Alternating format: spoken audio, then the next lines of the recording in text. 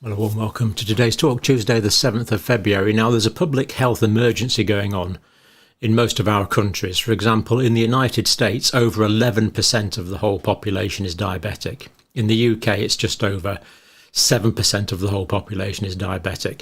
And this is associated with so many disease processes. People are much more likely to die earlier, much more likely to get heart failure, renal failure, cardiac problems like myocardial infarction.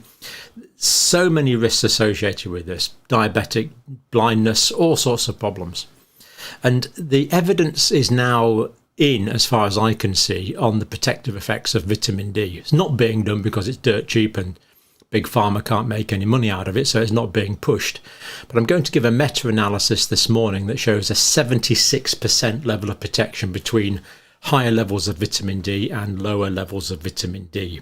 So stick with this because this is a really quite huge international import, and it's not just in the Western countries. This is all over the world. India's terrible for diabetes, for example. First paper I'm going to look at is this one, Annals of Internal Medicine, Diabetes and Risk for Type 2. So basically this is people with pre-diabetes, people that are going to develop diabetes in the next few years. How can we stop them developing diabetes? So references there as always. It's quite nice, this one, actually, although unacceptably this paper is paywalled. The Annals of Internal Medicine do provide a nice summary for people, well, for anyone to read, sort of plain language summary, which of course is always good. Vitamin D has many functions in the body, including a role in insulin secretion and glucose metabolism. So insulin, of course, is the hormone produced by the pancreas that lowers blood sugar levels. Now, observational studies have shown an association between low vitamin D levels and increased risk for developing diabetes. So if we look at lots of people, we find that the people with the lower vitamin D levels develop more diabetes. But of course, this is a correlation. Is it causal? And that's what this study does. It actually looks at 3 interventional studies where vitamin D was actually given and the benefit was actually observed. So this is an interventional study. It takes it from observation, which is a correlation, which may or may not be related, to actually demonstrating that no, if we do improve vitamin D levels, the amount of diabetes does go down. So it's interventional. That's why this is so important. So does giving vitamin D to people who are at risk of diabetes reduce the risk? Looked at 3 databases, data going up to the 9th of December 2022, so pretty up to date. Compared the use of vitamin D versus placebo, which of course is classic technique, classic interventional double-blind technique in adults with pre-diabetes. People that are going to develop diabetes, often described as a sort of a glucose intolerance. These people won't be diabetic now, but without intervention, they will be pretty soon. A meta-analysis of pooled data now. It's a 3-year follow-up. So that's good. And the vitamin D group, the new onset of diabetes was in 22.7% of patients. The placebo group, it was at 25%. Now, it doesn't sound like a big difference, but that translates into a 15% reduction when you look at the figures. So given the huge number of the tens of millions of people with diabetes, this is absolutely huge. 15% reduction, but it actually gets better than that. Numbers needed to treat to prevent 1 case of diabetes is 30. So this means if we give 30 people with pre-diabetes the increased amounts of vitamin D, if we give them that as a supplement, 30 people treated will prevent 1 case of diabetes. Now, that might not sound like much either, but we've been looking at data recently for the autumn boosters, for example, for the COVID mRNA vaccines, and we found that you need some cases tens of thousands, and younger, fitter people, hundreds of thousands, need to be treated to prevent 1 hospitalisation.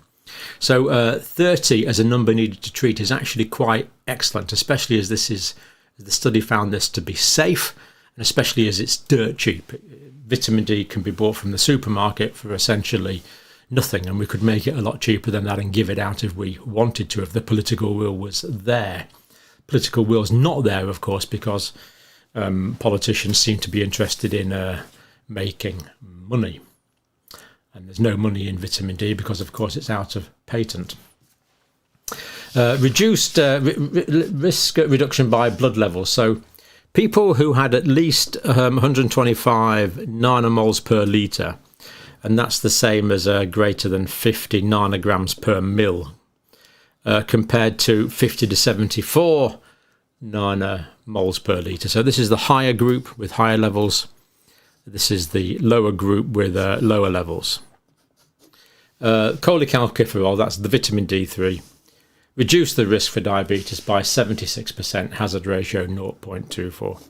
76% reduction. This is absolutely huge. 76% reduction for a simple, cheap, safe intervention.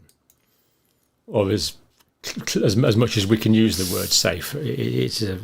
This study certainly found it to be safe.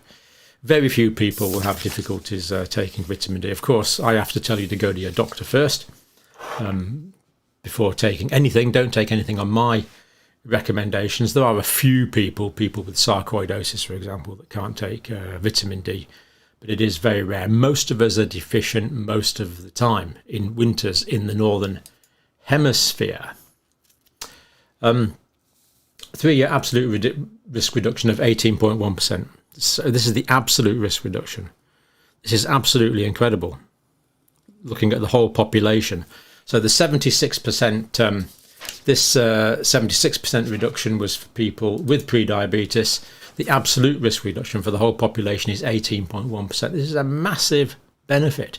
Why is this not being done? I believe it's negligent of the medical authorities not to do this, because we have an absolute epidemic, pandemics of diabetes. Now, the dose used, one study used 20,000 units of vitamin D3 a week, cholecalciferol per week, 20,000 units a week. And one study used 4,000 units a day. Now, personally, I take 4,000 units a day. That's 100, same as 100 micrograms of vitamin D. That's what I take personally. And I also take 100 micrograms of K2 with it, because the K2 sequesters the calcium released by the vitamin D and puts it into the bones and takes it out of the tissues. So that's what I'm taking personally. Can't tell you what to take, but that's what I'm taking personally, 4,000 units a day.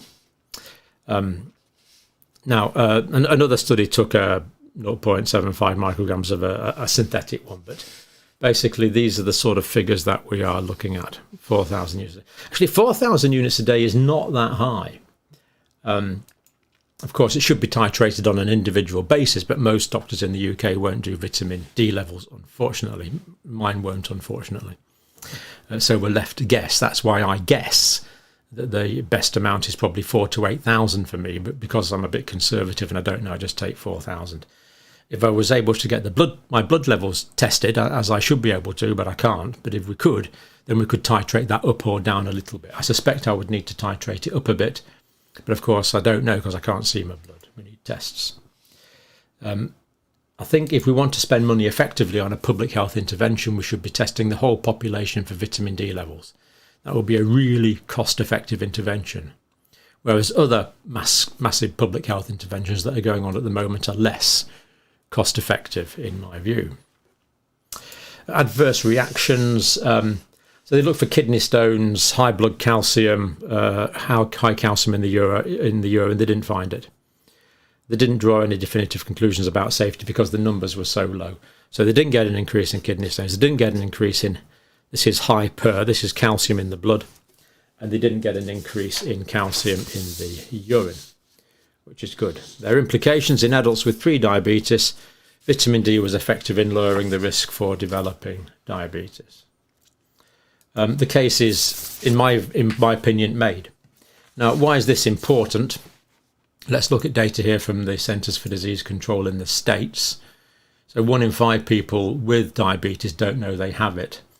Let's look at the figures here. This is by the numbers, CDC.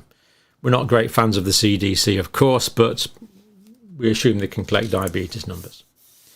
This is from total diabetes from 2001 to 2020.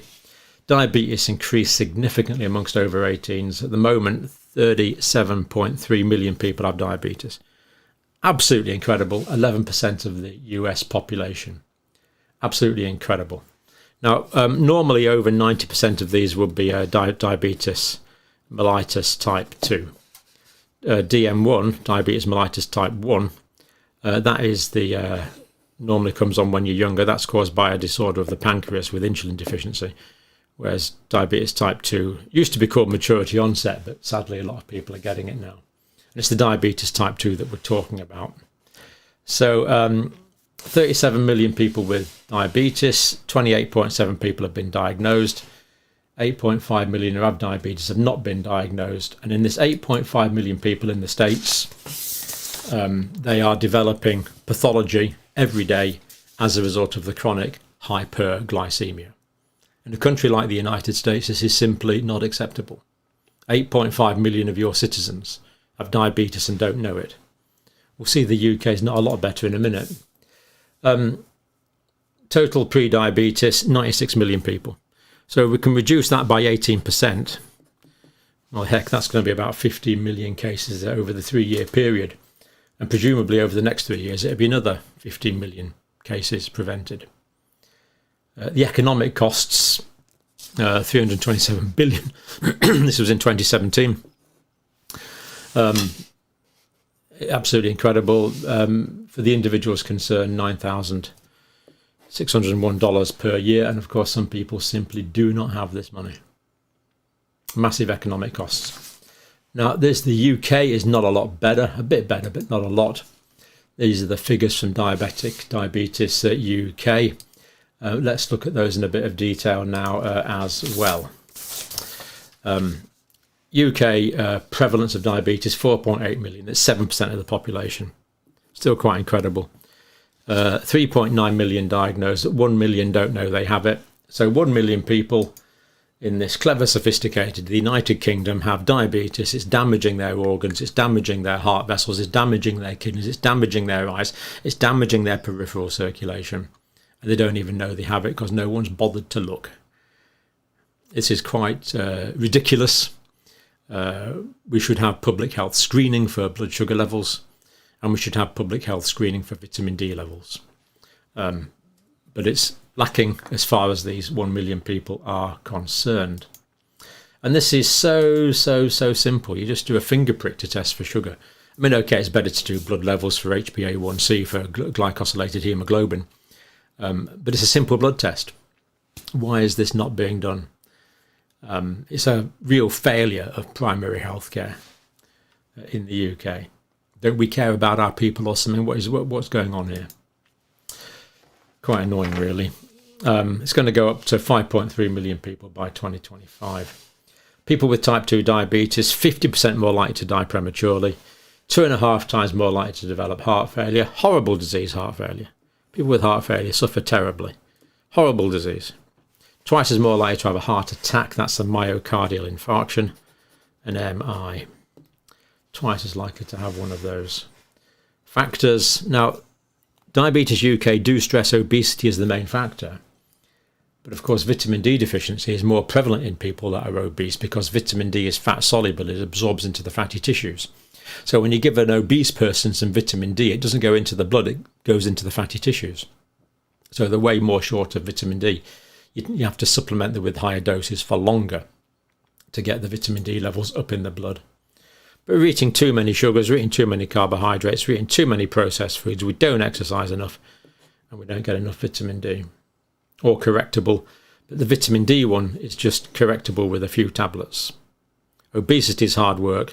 Cutting down on sugars is a bit more complicated. Carbohydrates is a bit more complicated. Processed foods are just everywhere and are cheap, unfortunately. We need to eat a lot more fruit and vegetables, especially a wide variety of plants. And more fat-containing food, as long as it's not processed fats. But the vitamin D one, it would be easy. Test the levels.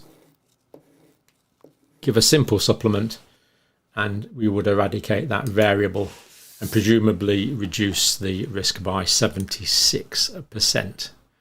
with an absolute risk reduction for the whole population of over 18%. This is absolutely huge, and in my view, it's a scandal that it's not being done. So there we go. In my view, it's now definitive. Intervening to give vitamin D supplements reduces the development of type 2 diabetes over a 3-year period. Thank you for watching.